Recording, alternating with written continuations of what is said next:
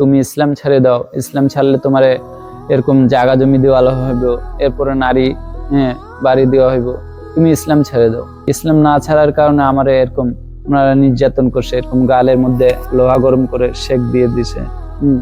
Shake দেওয়ার পরও আমি কইছি যে না, আমি ইসলাম আর ছাড়বো না ইনশাল্লাহ, আপনারা যদি মারও ফেলেন তারপর আমি ইসলাম ছাড়বো না।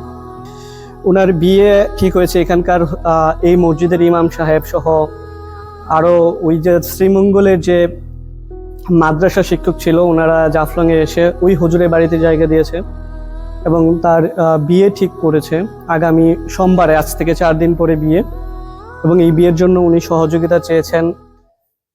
আমি আগে হিন্দু ছিলাম, এখন মুসলমান হয়েছি। আমার নাম হলো এখন মোহাম্মদ আবদুল্লাহ রাখা হয়েছে।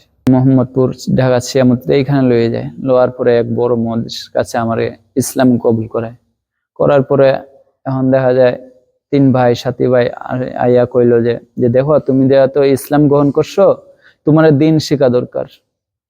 এখন তুমি আপাতত লাগেন তুমি এক চিল্লা যাও, এক চিল্লা যাইয়া তুমি কিছু মাসলা মাসাল 10টা ছুরা যাতে সহি হয়, সহি শুদ্ধভাবে শেখা যায়, এরকম ভাবে।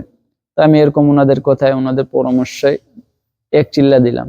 দেওয়ার পরে আবার আসলাম শ্রীমঙ্গলে আওয়ার পরে এক হজুর আর কি, ওনার নাম মাসুদ করিম হজুর, ওনার সভাপতি থাকে আর কি, এরকম মাদ্রাসায় পড়লাম, কওমি মাদ্রাসায়। তো ওই কওমি মাদ্রাসায় এরকম আমি 10 পারা হেফজ করছি।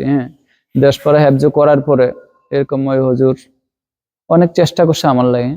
এরপর 10 পারা হেফজ করে ওনারা পরামর্শ করে করলো যে তুমি এখন 3 চিল্লা দিয়ে দাও যেহেতু। তো এরকম দেখা যায় আমি 3 চিল্লা দিছি, 3 চিল্লা 120 দিন লাগাইছি। তো এরকম 3 চিল্লা দেওয়ার পরে এরকম আমার গোত্রের লোকরা, আমার মনে হয়েছে যে আমার গোত্রের লোকরা অনেক সমস্যার মধ্যে আসে, তারা তো বেদিন, তাদেরকে তো দাওয়াত দেওয়া দরকার। তো আমি এরকম দাওয়াত দিতে গেছিলাম। দাওয়াত দিতে যাওয়ার পরে এরকম আমারে 3 মাস বাঁধে রাখছে, বাইন্দা এরকম অনেক মাইর দূর করছে। আমার চাচাদেরকে দাওয়াত দিতে গেছিলাম। আমার খালা আসে, আমার চাচা আসে, অনেকজন আসে আর কি, তাদেরকে আমি দাওয়াত দিতে গেছিলাম।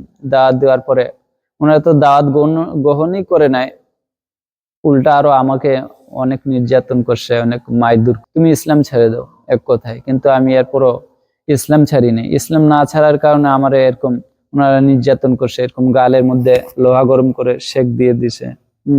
শেক দেওয়ার পরও আমি কইছি যে না, আমি ইসলাম আর ছাড়বো না ইনশাল্লাহ, আপনারা যদি মারও ফেলেন তারপর আমি ইসলাম ছাড়বো না। তারপরে ওই হুজুরের সাথে মাদ্রাসায় এরকম আরো কিছুদিন পড়ার আসার পরে উনি এরকম মসজিদের হুজুরদের সাথে পরামর্শ করার পরে যে এখন কইছে যে তুমি যেহেতু তোমার এখন তো কোনো আর রুজির পথ নাই, তুমি ইসলাম গ্রহণ করার পরে তো এখন রুজির পথ পাও নাই। তো ওনারা পরামর্শ করে এইটাই বাইর করছে যে দেখো না, যে ছেলেটারে কিছু করে দেওয়া যায়নি, ছেলের তো ঘর লাগবো, বাড়ি লাগবো, ছেলেটার তো এখন বলতে কেউ নাই, আমাদের ছাড়া কেউ নাই, এর লেগে আর কি আমরা একটু চেষ্টা করতেছি। তো এরকম বললো। তো এর লেগে আমি আপনাদের সামনে আন্তরিকভাবে দুঃখিত যে আমি ইসলাম গ্রহণ করছি। আমি তো আল্লাহর জন্য ইসলাম গ্রহণ করছি, মানুষের দেখাইবার জন্য না। এখন কথা হইলো, আপনারা যদি আমাকে এই বিবাহ কাজে একটু সাহায্য করেন তা আমার অনেক ফায়দা হইবে। তো এরকম ভাই, আমিও আমার মার পেছনে অনেক মেহনত করছিলাম।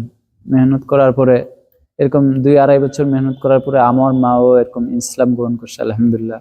যদি মনে করেন আল্লাহ যদি আমার এরকম তৌফিক দেয়, ঘরুর হয়, তো ইনশাল্লাহ আমি আমার মারে আনে করে আমার ঘরের মধ্যে রাখবো ইনশাল্লাহ। এই মসজিদের ভিতরে আমার বিয়ে হবে, আপনারা দোয়া করেন।